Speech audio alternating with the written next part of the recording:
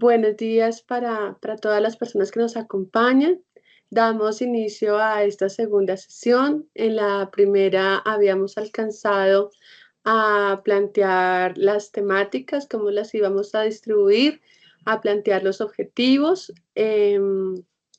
y habíamos entrado en materia en la primera, en las primeras temáticas que teníamos planteadas. Aquí me voy a ubicar en esta diapositiva de resumen, donde en la primera sesión veíamos el modelo de la información exógena tributaria, cómo se enmarcaba, ¿cierto?, dentro del modelo de fiscalización tributaria y cuál era su objetivo y su relación con todo el tema del control, finalmente para tener un sistema tributario equitativo y progresivo. Veíamos el rol de los contadores públicos en el tema, ¿cierto? Hacemos una revisión de ese componente técnico y ese componente ético, ¿cierto? Que, digamos, tiene una relevancia dentro del tema de poder garantizar que la información exógena tributaria tiene las cualidades adecuadas para cumplir con ese modelo de la información dentro del escenario de la fiscalización tributaria. Abordábamos cuáles eran las resoluciones actuales, esta del año 2024, ¿cierto? En el sentido que es la que ya se va a empezar a preparar y a presentar, y también veíamos la vigente 2025, ¿cierto? La que está en estos momentos operando. ¿Y por qué también la llamamos vigente? Porque en estos momentos nosotros como contadores públicos estamos precisamente en ese proceso de manejar nuestro proceso contable, ¿cierto? Para preparar la información, para irla organizando de manera que al finalizar el año la podamos presentar en las condiciones que se requieren. Entonces, en ese sentido, hablamos de 2 años de vigencia. Veíamos los componentes del modelo, ¿cierto? Habíamos abordado el tema de ver la información exógena no como un tema simplemente de una resolución, sino era todo un modelo que tiene componentes dentro de los que veíamos los informantes y sus diferentes cualidades. Veíamos el tema de los formatos, ¿cierto? Donde se plasman los contenidos que la administración tributaria requiere o solicita precisamente para ese control. Tocamos algunos aspectos del tema de los plazos, cómo esos plazos funcionan ahora con la nueva resolución, que es una resolución, digamos que, permítame la expresión, perenne, en la medida en que no se va a estar modificando anualmente, sino que es una resolución fija que, digamos, puede ir teniendo adiciones, modificaciones, pero en sí misma es una que va manteniendo su estructura. Teniendo en cuenta, bueno, y veíamos, ¿cierto? Veíamos unos esquemas matriciales que nos aproximaban a lo que era un formato, revisando también que habían formatos de diferentes complejidades. Abordamos uno de ellos, que es el formato 1001, pagos o abonos en cuenta, relevante por el volumen de registro, relevante porque es el formato que más entidades, personas jurídicas, personas naturales, incluso estructuras sin personería jurídica están obligados a presentar. Relevante porque es uno de los formatos esenciales, ¿cierto? Por ejemplo, para controlar ingresos y también para controlar temas de retención en la fuente. Entonces, hacíamos este abordaje y habíamos intentado hacer una clasificación y presentar unas tablas donde veíamos esos formatos y esos contenidos que están allí plasmados como en grandes categorías. ¿Qué formatos nos pueden hablar de pagos, abonos en cuenta? ¿Qué formatos nos hablan de ingresos? ¿Qué formatos nos hablan de temas patrimoniales? ¿Qué formatos nos hablan de temas de impuestos o minoraciones tributarias? ¿Qué otros formatos nos sirven, por ejemplo, para hacer una capa, para construir una capa de información que posteriormente me va a servir para hacerle control al registro único tributario? Y bueno, estábamos como con ese panorama. Teniendo en cuenta eso, y tomando como punto de partida, quisiera hacer como una especie de abordaje práctico, muy corto, en el sentido, voy a retirar acá un momento, en el sentido de mirar cómo esos elementos que vimos los podemos leer en una resolución, que de pronto es como uno de los primeros elementos de acercamiento que puede tener una persona con la información exógena tributaria. Bien, entonces hablábamos de que esta resolución es la que me está planteando las condiciones para la presentación de la información del 2024. Entonces quiero mostrarles acá en la resolución cómo se plasma ese primer elemento que veíamos eran los informantes. Entonces veíamos que había todo este artículo, ¿cierto?, que me referenciaba a quiénes son los sujetos obligados a presentar información y me establece me establece la descripción de todos esos sujetos obligados con numerales establecidos. Allí, recordemos que en la sesión anterior los clasificábamos entre aquellos que son de carácter institucional y aquellos que nos están reportando sus operaciones propias. Y también veíamos como las cargas de información, lo que esto representa a nivel de carga de información. Bien, aquí ya en los siguientes artículos empezamos a desarrollar el tema de los contenidos, lo que la Administración Tributaria está solicitando para poder conocer temáticas que son objeto de control.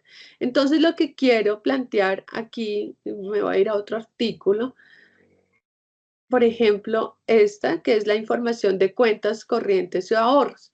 Entonces, aquí ya empezamos a ver que está por títulos y por capítulos la información está dividida en los contenidos que veíamos. Aquí, por ejemplo, nos estamos abordando a un informante institucional, ¿cierto? Bancos, cooperativas, fiduciarias, nos están indicando el contenido, información de cuentas corrientes o ahorros. Posteriormente, digamos, dentro del detalle de este artículo vamos a ver algo que es importante y es, bueno, en este no es tan visible. Hay otros artículos en los que es más detallado. Acá dice bancos, demás entidades, cooperativas. En otros artículos dice los sujetos del numeral 1, 3, 4, 5 del artículo primero. Lo que trato de explicar es que este artículo, esos artículos, los artículos de la resolución tienen una estructura y en esa estructura se está referenciando dentro del capítulo que el informante, los contenidos, dentro del nombre del artículo, los contenidos. Dentro del desarrollo del texto del artículo encontramos una referencia nuevamente, si bien están en el artículo primero, ya con detalle para ese contenido, quiénes serían los informantes obligados.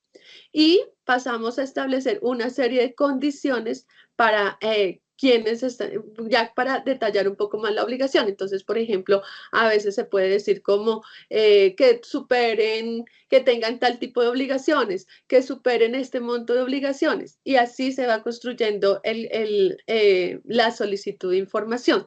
Posteriormente, encontramos, esta es una estructura de artículo, como les digo, así se puede leer los siguientes.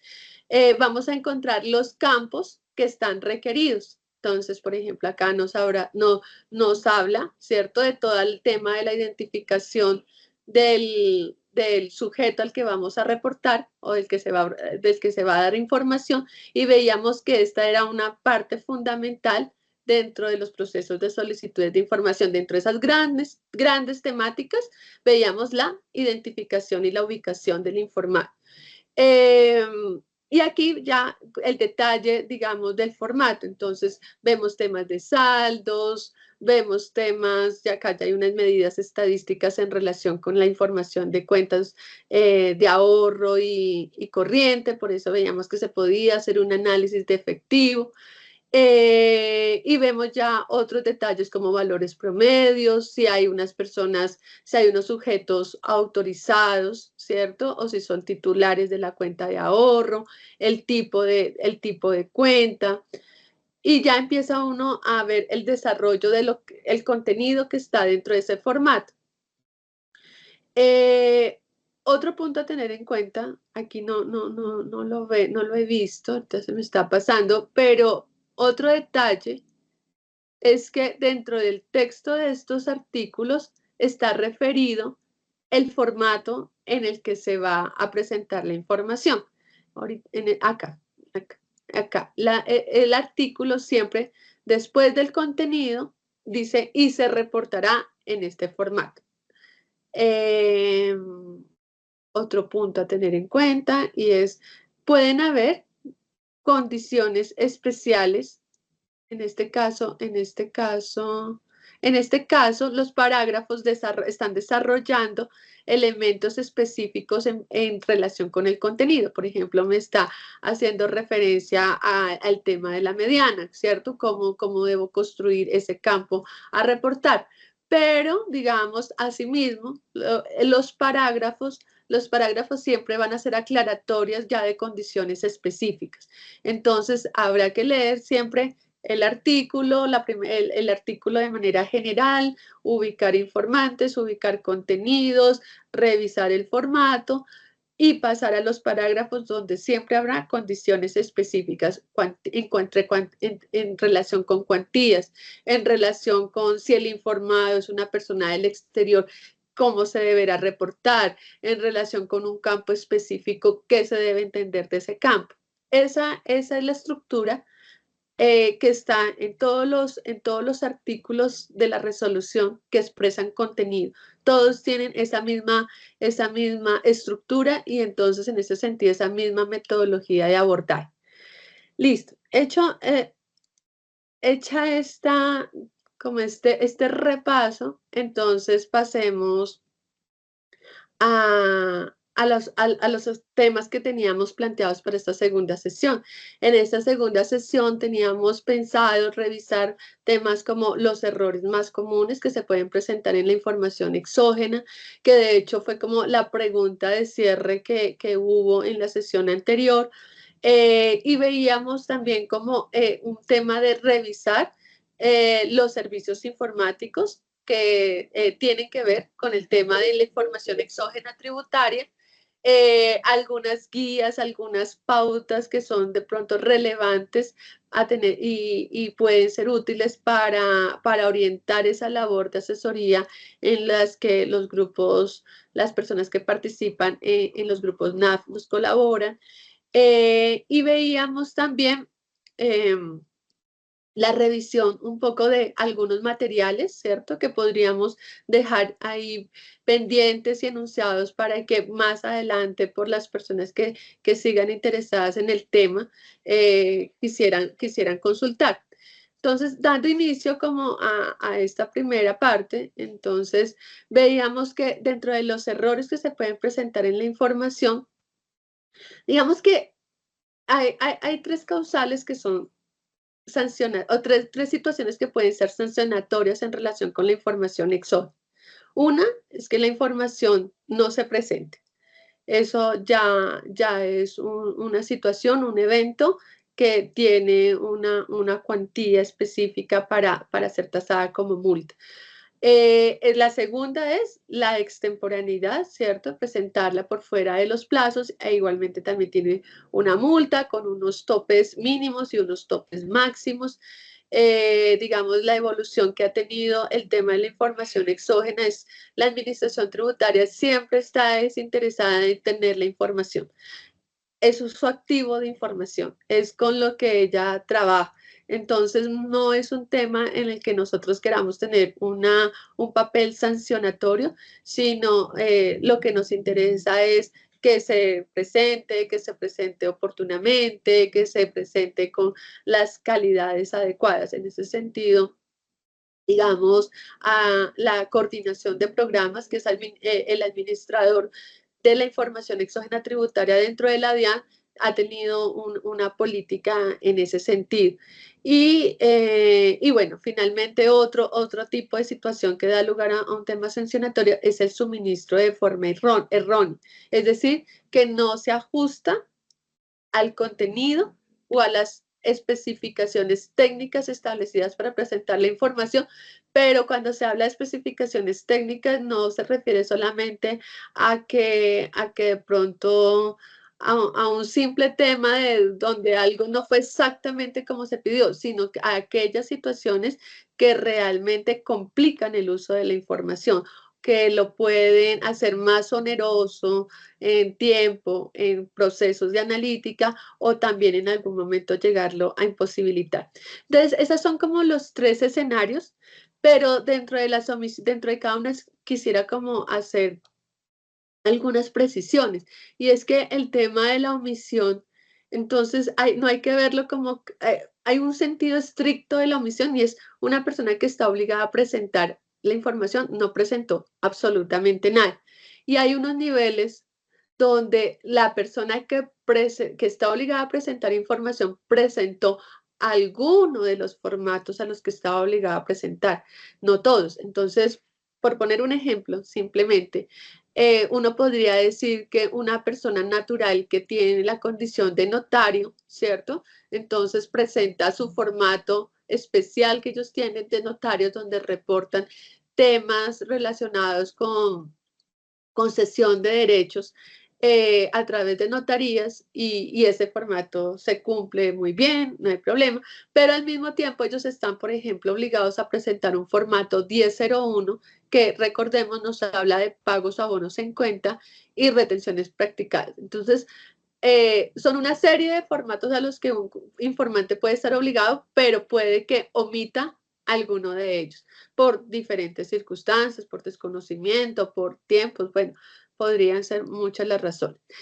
Extemporaneidad. Entonces aquí, y eso estuvo relacionado con la pregunta, veíamos que hay unos errores que son bastante comunes realmente, y es que la información, especialmente ocurre esto para personas jurídicas, la información no queda presentada a nombre de la persona jurídica, sino que queda presentada a nombre del representante legal o a nombre de la persona que tuvo la autorización para presentarla. A veces hemos encontrado también que a algunos contadores les ha ocurrido esto. Entonces, ¿qué pasa? Que la información queda como si el que hiciera el pago entonces no fuera la persona jurídica SAS X, sino que fuera por ejemplo, el representante legal, el que hubiera decidido esos pagos. Ya eso nos da una connotación diferente porque nos está dando a entender que esos recursos que eran de esa persona jurídica eran de otro. Entonces ya hay un entendimiento ahí completamente distinta de la situación. ¿Y qué ocurre? Que cuando esto sucede, pues esa solicitud hay que cancelarla, ¿cierto? Porque no corresponde, hay que cancelarla y entre tanto, muchas veces los tiempos en los que ya se presenta la información a nombre de la persona jurídica, pues ya se ha configurado una extemporaneidad. Entonces, un error común y un error, digamos, de digamos, de invitación a ser muy cuidadosos por las connotaciones que se pueden dar y que si bien se corrigen, pues implicarían una sanción. Suministro de información errónea. Entonces, aquí también ya es el detalle de lo que está dentro de cada formato. Y como lo veíamos, hay formatos que son complejos en la medida en que recogen información de diferentes temáticas y se conforman por varias columnas, como lo revisábamos la vez anterior. Hay otros formatos más sencillos, ¿cierto? Pero digamos que sí es una invitación también digamos, a considerar que la información exógena tributaria yo no la preparo eh, un mes antes, una semana antes de presentar la información exógena. Realmente la información exógena, por eso hablábamos de los tiempos de vigencia. Hoy ya la estamos preparando. Hoy es importante que miremos nuestro servicio informático contable si nos da la confianza, ¿cierto? Y los manejos adecuados para poder clasificar adecuadamente. O sea, cada vez que estamos registrando un hecho económico, internamente se está alimentando algún reporte, resumen de información exógena que posteriormente me facilite esa identificación de conceptos o al final voy a tener que estar haciendo una serie de ajustes, ¿cierto? Que van complicando la tarea. Entonces, todos esos, o sea, quería traer muy a colación estas tres situaciones, más allá de los temas sancionatorios, es para concientizar, ¿cierto? Digamos, de la labor que implica y de la preparación que requiere también. Entonces, detallando un poco, estructurando un poquito mejor el tema de los errores, veíamos que entonces los podríamos sintetizar en errores en la calidad de información y en errores en la presentación y carga de archivos. Dentro de errores en calidad de información, entonces a manera de síntesis, veíamos identificación del tercero, ¿cierto? Diferencias entre lo reportado por el informante y lo declarado por el tercero involucrado. Obviamente estas cosas se detectan ya, es cuando empieza a hacerse todo el análisis y toda la revisión de la información por parte de la DIAN.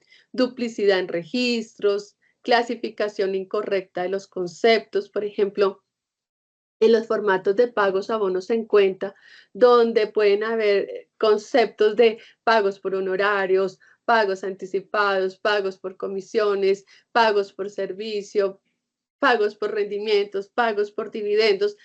Se han encontrado casos donde a veces esa clasificación es todo obedece al mismo concepto. Y pues claramente eso no es cierto, no todo obedece al mismo concepto. Entonces ya eso empieza a generar errores, ¿cierto? Porque no corresponde a lo solicitado y, y empieza a generar también dificultades en el control, en la medida que es mucho más sencillo verificar que una tarifa de retención en la fuente estuvo bien aplicada si yo puedo mirar la retención, mirar el pago y tener claro que obedece a un concepto determinado. Si ese concepto no puedo diferenciar entre uno y otro, ahí voy a encontrar muchas situaciones. Registros incompletos o con cifras erróneas. Y en el tema de la presentación, entonces lo veíamos, bueno, algunas de estas ya las revisamos, errores en el formato del archivo XML, ¿cierto? Entonces se prepara el archivo, no se hace la validación de pronto oportuna con los prevalidadores que tiene a disposición la entidad. Hemos encontrado solicitudes que se cargan y no se hizo la validación y entonces quedan ahí en estado de error y ahí quedaron, no pasan. Uso incorrecto de decimales y separadores, no validar el archivo, bueno, esto ya lo vimos, no validar el archivo antes del envío fuera del plazo establecido, o uno, digamos, que es importante y es el no conservar soportes, ¿cierto? Recordemos entonces un poco, yo estoy preparando mi información contable mes a mes, voy haciendo mis procesos de cierre, mis conciliaciones, voy preparando mis libros, mis estados financieros. Al final, cuando ya estoy haciendo todo el informe, preparando el informe de exógena tributaria, pues la idea es que esos cierres estén claros, ¿no? Esos procesos de conciliación sean claros, esas revisiones de cifras contables, de cifras tributarias, se haya realizado para garantizar que la información se haya se haya preparado de la forma adecuada. Eh, Temas de roles del contador. Roles del contador, entonces quisiera destacar, bueno, ya vimos un espectro del tema en la clase pasada. Este es otro espectro. Aquí básicamente la referencia es a que vamos a estar quizás en muchas posiciones, pero yo quisiera destacar dos. Una, vamos a estar en la posición quizás de ayudar a preparar a una persona natural, a una persona jurídica, a un ente económico, su información. Vamos a estar en ese rol.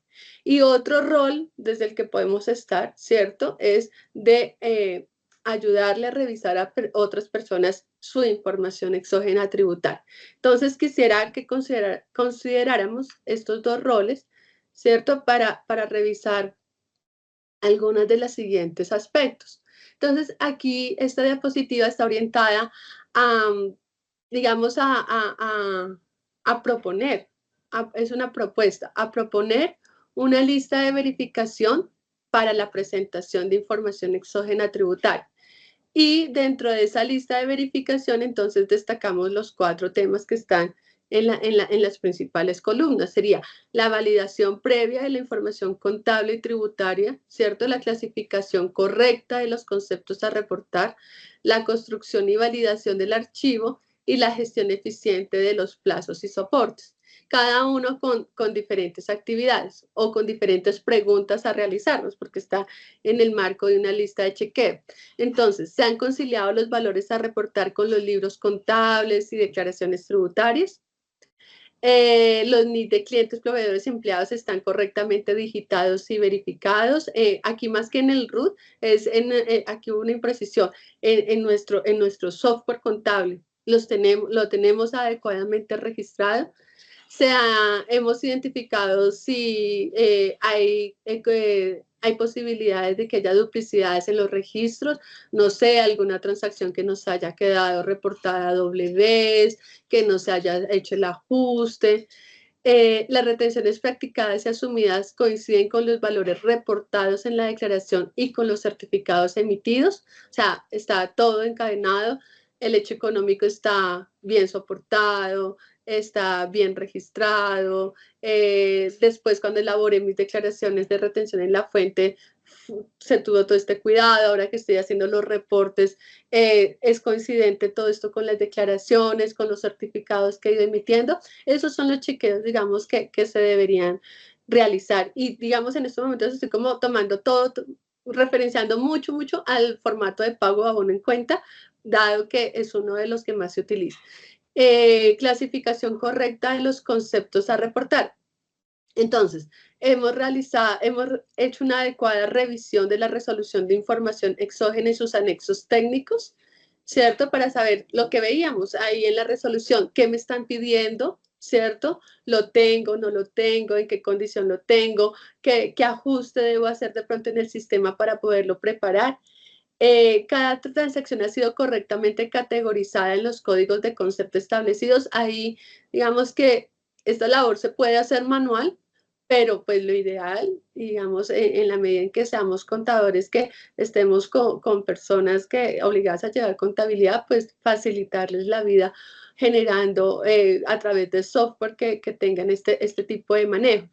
O sea, si tengo algún tipo de operación, ¿cierto? Dentro del ámbito de mi negocio, tengo unas transacciones de esas que son bien particulares, bien complejas en cuanto a temas de dónde están los derechos, quién tiene las obligaciones, quién tiene los riesgos.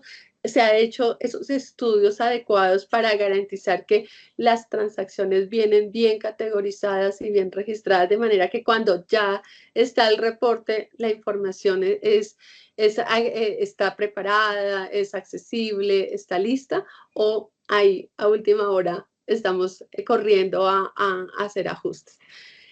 Construcción y validación del archivo, entonces como los cuidados para crear el XML, utilizar los prevalidadores, ¿cierto? O cuando son información masiva, pues los XSD para generar las validaciones adecuadas. El archivo ha sido cargado y validado en el sistema de la DIAN, ¿cierto? Lo que les comentaba, que no nos quede por allá una solicitud presentada, pero que nos quedó con nivel de error y que empieza eso a complicar el procesamiento de la información para la entidad. Hay casos donde a pesar del error, la información pasa y dependiendo de ciertos tipos de errores. Hay otros errores donde se queda a la entrada y es una información que se va quedando rezagada en una parte de las bases de datos. Entonces, digamos, eso, y a la larga, pues esos puntos van saltando, ¿cierto? En otros momentos del control, cuando ya llega un sujeto un sujeto a fiscalizarles, sale un tema de reporte. Cuando se está haciendo campañas de control en exógenas, salen a relucir estos puntos. Gestión eficiente de los plazos y soportes. Entonces, en este punto es importante como contadores públicos y digamos como personas responsables de cumplir con esta obligación que tengamos clara cuál es nuestra condición, ¿cierto? Si somos personas jurídicas, si además de ser personas jurídicas somos grandes contribuyentes, entonces tendríamos unos plazos distintos. Leer la resolución en el tema de plazos de manera completa, porque hay unas temáticas, son muy específicas y generalmente son de carácter institucional, pero a tener en cuenta que hay algunos formatos que tienen una periodicidad diferente a la anual y a la general. Entonces, revisar estos aspectos con cuidado. Se cuenta con los soportes documentales de todas las operaciones reportadas. Recordemos que esto está ligado al reconocimiento de hechos económicos, ¿no? O sea, yo en Exógena que voy a tener hechos económicos reales. Entonces, es importante los soportes. Se archiva una copia del reporte enviado para futuras verificaciones o auditorías, ¿cierto? No descartar que esas revisiones se realizan y es importante poder tener como toda esa trazabilidad de los procesos que se hicieron con la información, de los manejos que se hicieron con la información. Listo, esta era una parte. Esto nos lleva, y siguiendo desde el rol de que estamos ayudándole a presentar, ¿cierto? Ayudando en la labor de presentar a un ente económico su información exógena tributaria, entonces estaríamos abordando el tema de la presentación de información por el envío de archivos, específicamente en relación con el servicio informático. Entonces, este es el servicio informático. Aquí en este enlace pueden encontrar el instructivo que hay para poder hacer todo el ejercicio de la presentación de información. Tener en cuenta que hay unos prevalidadores, ya lo he ido mencionando, pero nuevamente lo insisto en ello, hay unos prevalidadores dispuestos que me ayudan a validar que la información cumpla con las especificaciones técnicas establecidas. De allí también es importante tener en cuenta las versiones de los formatos y de los prevalidadores. Y bueno, pues digamos, en este punto creo que es fundamental el tema de la cartilla. Quería mostrarles acá en este punto, voy a cerrar acá un momento, a reducir la pantalla para poderme ir a un archivo, perdón.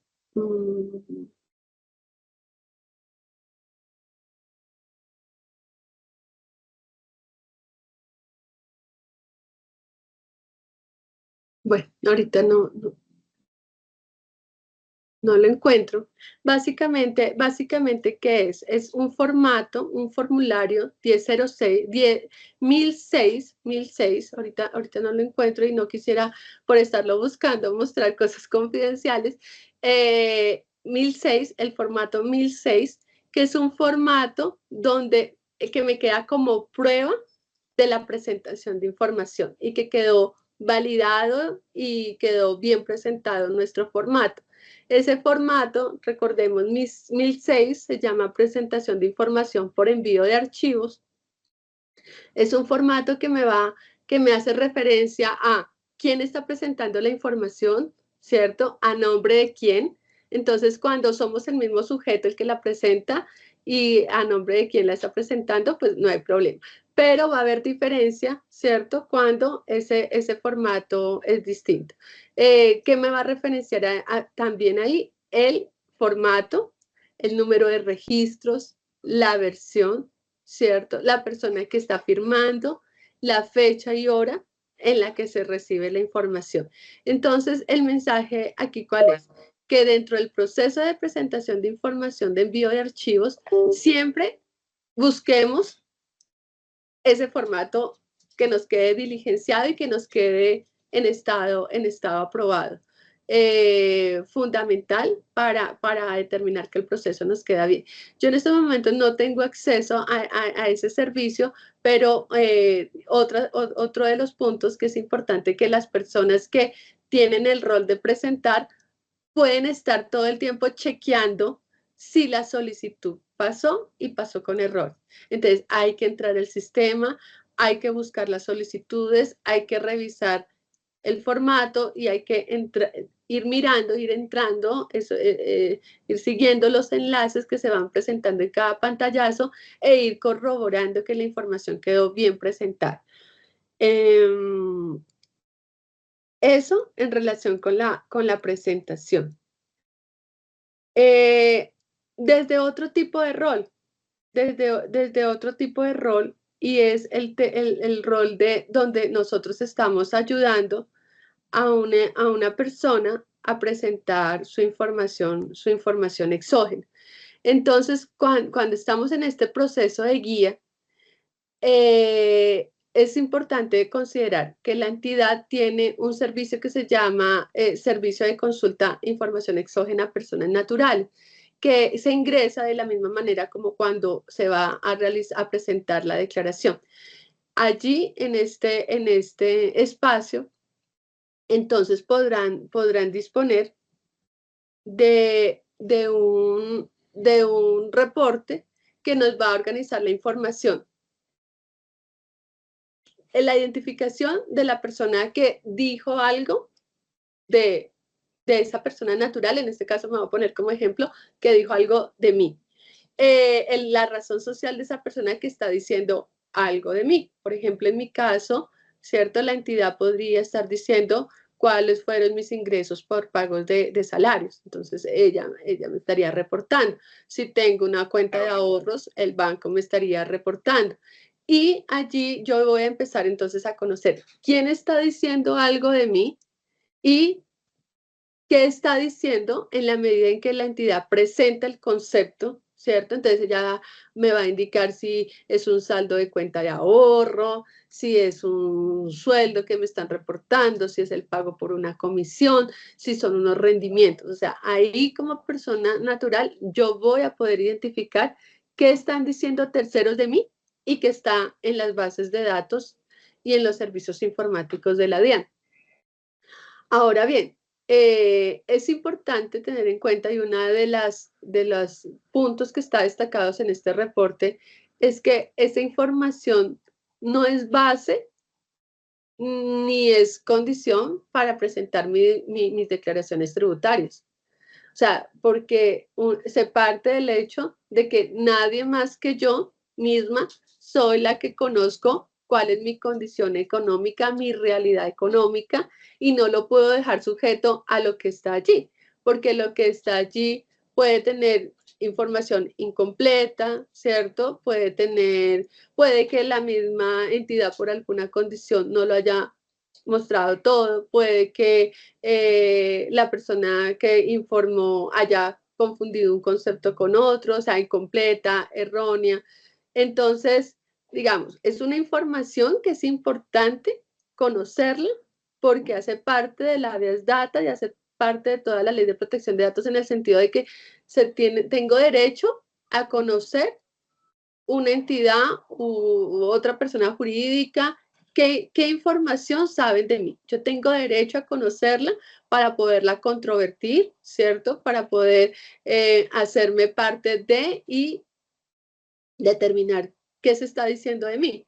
Pero ese es un aspecto, y otro aspecto es que se considere que esa es la base para declarar, porque se entiende que la base ya la persona la tiene, y es especialmente cuando estamos hablando de que la información exógena tributaria la presentan personas obligadas a llevar contabilidad. En estos momentos, como se han ido definiendo las reglas, ¿cierto?, de la obligación, todo está enfocado a que principalmente sean personas obligadas a llevar contabilidad. O sea, me refiero especialmente a las personas naturales, que es allí a donde a veces se genera esa condición de que quizás sí, quizás no. Entonces, aspectos dentro de toda esta generalidad, entonces resumir un poco cuáles son esos aspectos que nos pueden ayudar a guiar al contribuyente para identificar si los valores reportados son los correctos. Entonces, ya lo veíamos, acceder al sistema, ¿cierto? Aquí está referenciada la forma como se puede acceder al servicio. Ingreso por el mismo portal transaccional como si fuera a hacer una declaración, y allí me encuentro con la información exógena. Verificación. Carolina, Qué pena contigo interrumpirte. ¿Puedes, por favor, ampliar tu presentación? Muchas Ok. gracias. Verificación de la información Caro, recibida. Sí, escúchame, te interrumpo y aprovecho. Si necesitas, aquí tengo un PDF de un 10.006. Creo que está un poquito desactualizado, pero si lo necesitas, te lo puedo proyectar. de acuerdo. Entonces voy a terminar acá y lo proyectamos para poder, digamos, familiarizarnos los que estamos aquí presentes con él. Entonces cierro Dale, aquí y ya lo proyectamos. tranqui, adelante. Eh, Verificación de la información recibida, ¿cierto? Entonces aquí lo que buscaremos es que al poder comparar los valores reportados con los propios que yo tengo, ¿cierto? Lo que estaríamos es, y especialmente si estamos en un rol de contadores, es ayudar, ¿cierto? Ayudar, cumplir esa labor, esa función de contrastar eso que están diciendo con mi misma información contable. Revisar reviso mis certificados, vuelvo como arrancando un poco de, como estando desde el otro lado, ¿no? De lo que hicimos anteriormente para presentar, ahora estaríamos evaluándonos desde el otro lado. Confirmar con proveedores, clientes y terceros si hay discrepancias. Realmente este es un ejercicio que también hay que hacer. Digamos, hay momentos en que sí hay que sentarnos y venga, esa transacción, cómo fue, no sé qué, sí hay cosas, a veces sí hay cosas por aclarar, no todo es así como tan claro, no, sí hay situaciones en las que es necesario aclarar. Y vendría un proceso de diferencias por periodos fiscales distintos, ¿cierto? Entonces, a veces puede que hayan unas reglas que para un sujeto su causación del ingreso se dan unas condiciones y la persona que hizo el pago, pues reportó el pago y la DIAN lo tomó como un ingreso, pero esa persona tiene unas condiciones, unas causales diferentes, por eso él no lo puso dentro de su formato de ingresos. Eso puede ocurrir. Eh, si hubo omisión de ingresos o costos deducibles, ¿cierto? Si hay un registro incorrecto de valores o de terceros. Entonces, la idea es entrar a revisar estos aspectos.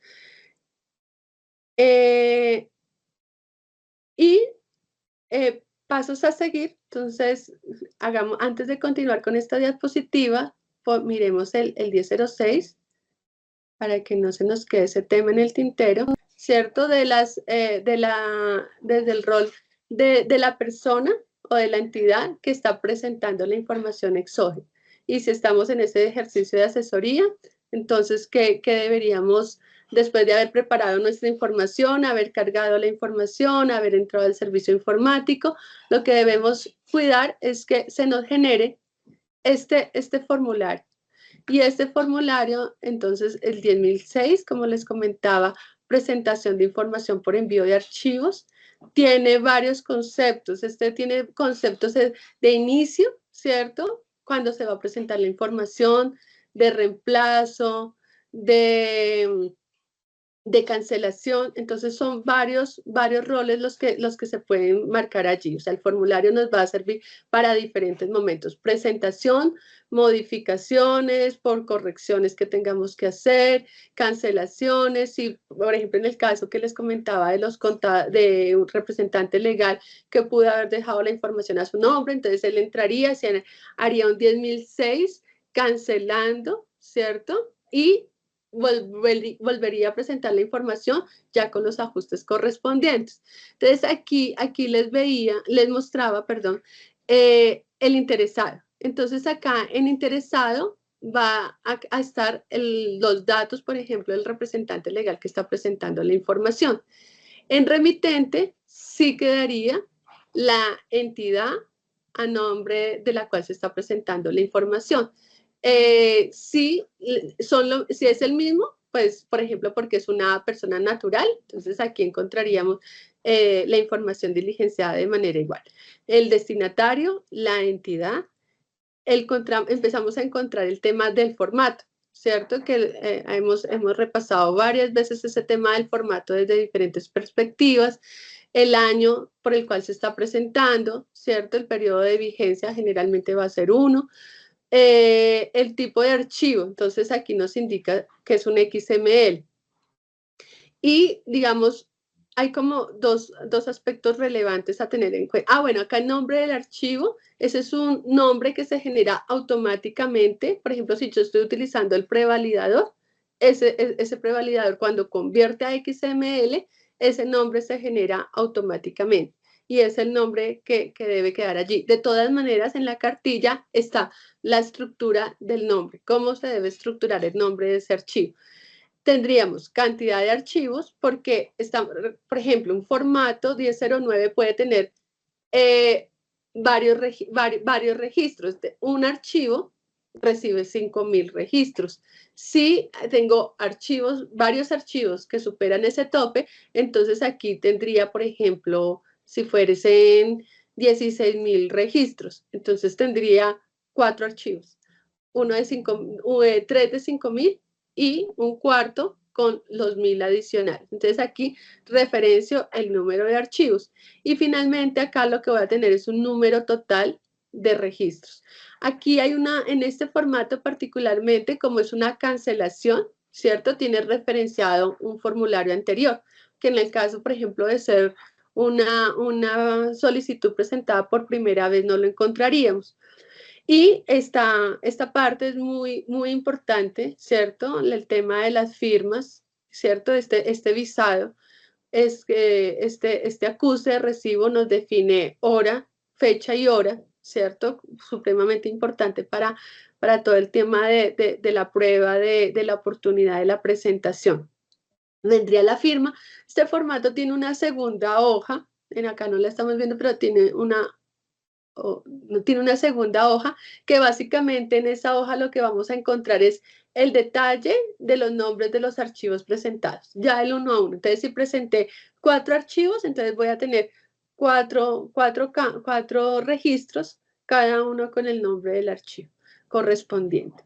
Y ese sería ese formulario súper clave, ¿cierto? Hacerle seguimiento y tenerlo completamente visualizado en los momentos en que estamos haciendo la presentación. Listo. Voy a volver a proyectar acá. Entonces, revisamos conciliaciones contables, ¿cierto? Para identificar las fuentes de esas diferencias. Revisamos soportes para determinar si las diferencias pueden estar allí. Ajustamos registros internos, si aplica. Rectificación de la información exógena, ¿cierto? Entonces, si el error es propio, ¿cierto? Entonces, es decir, yo verifiqué lo que otros dijeron de mí, hice mi revisión de información, ¿cierto? Y me di cuenta, uy, sí, aquí definitivamente el criterio me falló, algo no tuve en cuenta, entonces es en los momentos, ¿cierto?, en los que yo haría una corrección a la información exógena y habría que analizar si de pronto es unos registros que necesito adicionar, que de pronto me hicieron falta, o lo que necesito es reemplazar un registro. Entonces, entraría a verificar, ¿cierto?, qué corresponde y todo eso teniendo cuidado dentro del servicio informático, ¿cierto?, qué es lo que voy a realizar, porque como lo veíamos un poco con la excusa de revisar el formulario, es que pueden haber cancelaciones o pueden haber reemplazos o pueden haber adiciones, entonces es importante revisar cuál es la operación que voy a realizar y hacerlo con detalle y con cuidado. Entonces, si el error es propio, corregiríamos. Si el error proviene de un tercero, ¿cierto? Entonces, lo que corresponde es hacer una solicitud de corrección a esa persona que está informando. Por eso la importancia cuando yo consulto la información de saber quién está diciendo qué de mí, ¿cierto? Para poder controvertir, para poder pedir rectificación. Ese es el objetivo principal realmente de que la DIAN ponga a disposición la información y especialmente porque entiende las implicaciones que hay a nivel fiscal con el tema. Por eso también es importante que no nos quede la información presentada a nombre de una persona que no corresponde. Solicitud de información adicional. Entonces, en caso de diferencias no conciliadas, ¿cierto? Llegamos a reviso con el tercero, no, usted definitivamente está diciendo algo de mí. Entonces, este es un tema un tanto espinoso, porque para la entidad no es fácil, no es sencillo entrar a hacer modificaciones de registros. O sea, esto tiene que pasar por un nivel de análisis previo a que yo pueda tomar esa conclusión como administración tributaria. Entonces, estos son temas que, si bien se informan, es válido informarlos en la medida en que puede generar un repositorio, ¿cierto?, para revisiones. En todo caso, que ya la entidad lo modifique, requiere en muchos casos de una intervención de un juez, ¿cierto? Porque es un tema bien delicado. Entonces, sí hay lugar, digamos, a comunicaciones, a solicitudes, pero, digamos, sí tener claro que no es un tema de fácil manejo. Por eso, digamos que siempre lo que uno espera, además que uno espera, es que con las pruebas y con los soportes adecuados, pues las partes se pongan de acuerdo y puedan revisar el tema, sin descartar que haya una intervención, sino que digamos que es la parte, digamos, que sería la menos recurrente, la que menos esperaría que ocurriera. Listo. Quería concluir dentro del material que he ido como compartiendo. Quería presentarles este enlace. Quería presentarles este espacio que tiene la DIAN. Y este espacio es el normograma, ¿cierto? El espacio donde hay una compilación de normativa, de doctrina y de jurisprudencia.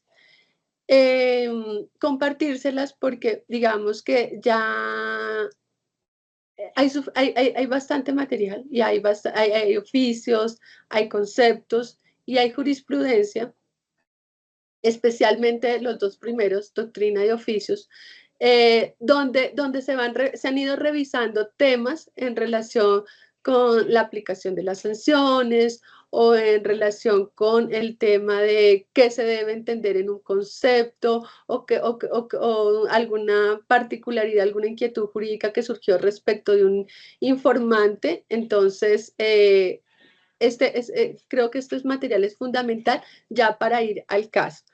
Bueno, quedan 5 minutos, creo que me he extendido un poco más del tiempo que tenía programado, pero pues la idea era como abordar todo ese escenario de la información exógena. Quedo atenta a las preguntas que tengan. Un par de preguntas. Hay una, la primera es la siguiente. Con las cuantías menores, ¿se toma en cuenta la VT del año anterior o del presente año? En relación con las cuantías, la VT corresponde a la del año en el que se está preparando la información. Es decir, si yo estoy preparando información del 2024 y voy a presentar información del 2024 y me dice, a manera de ejemplo, las cuantías que superen 5 VTs, voy a poner una cifra loca, las que tengan de 5 VT hacia abajo, no hay necesidad de identificarlas. Esa VT corresponde al año de preparación de la información. Perfecto. Desde Cúcuta, Frank Mariño nos pregunta, ¿hay algún instructivo para realizar el paso a paso de un reemplazo parcial con su respectiva explicación? La cartilla tiene tanto temas de presentación como temas de reemplazo. O sea, la cartilla es súper útil. Perfecto. Caro, por ahora no tenemos más preguntas. De acuerdo. No, agradecer mucho el espacio.